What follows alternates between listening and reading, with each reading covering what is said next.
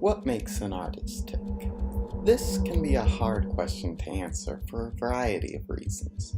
No one can be privy to the full artistic process of their favorite writer, musician, or director. It's hard to tell what stylistic tendencies develop from their personal interest versus bad habit.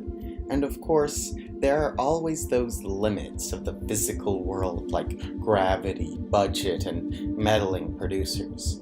For this reason, looking at early, non-commercial films can be enlightening. All the distortions of the market and expectations are stripped away. All that is left is the limits of your wallet and your world. Here, Christopher Nolan's Doodlebug makes an instant statement.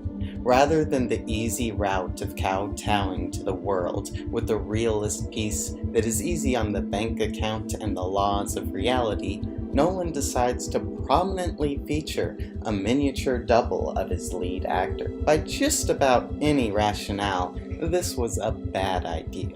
It creates a huge amount of extra work and, after all that effort, was basically destined to look like shit. Certainly in comparison to the massively budgeted effects work of Nolan's future films. But art is not at all times a rational equation.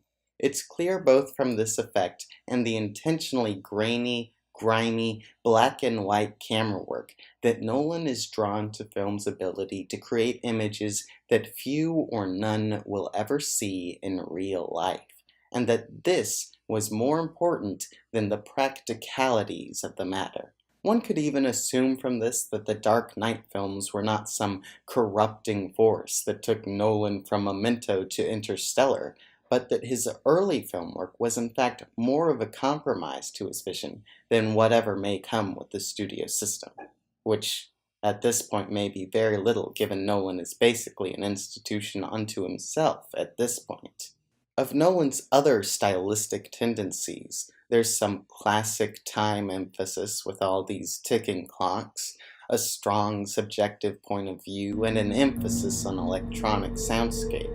There's also the whole plot basically being an exception joke 13 years before that film's release. What about the thematic aspect, however? The obtuseness of the film doesn't help us ascertain much. One can assume it's probably about self-sabotage, unless Nolan was creating a piece of PETA propaganda against the slaughtering of cockroaches. To get more specific, however, we might look at the equally obscure title, Doodlebug.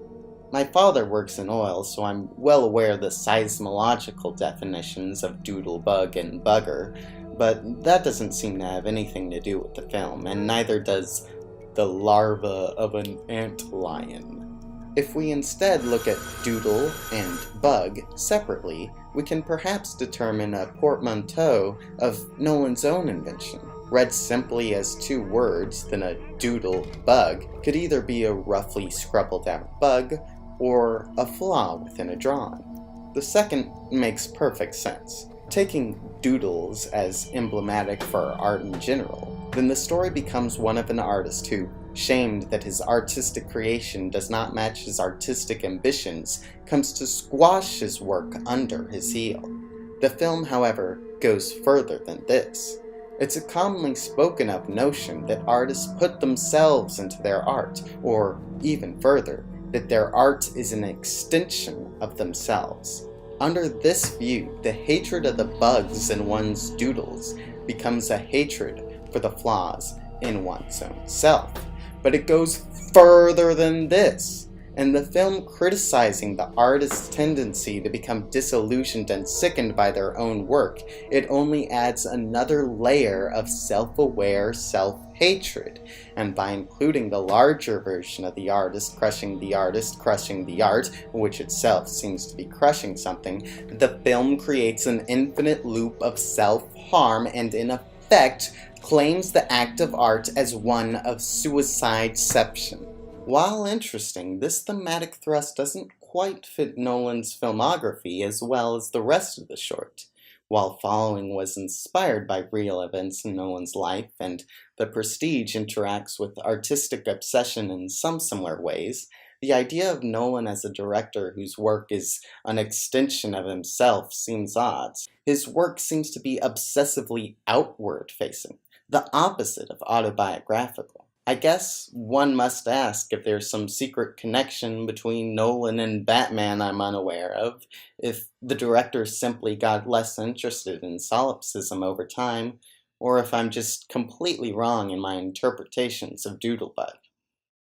Or perhaps one just simply can't figure out everything there is to know about a director from 3 minutes.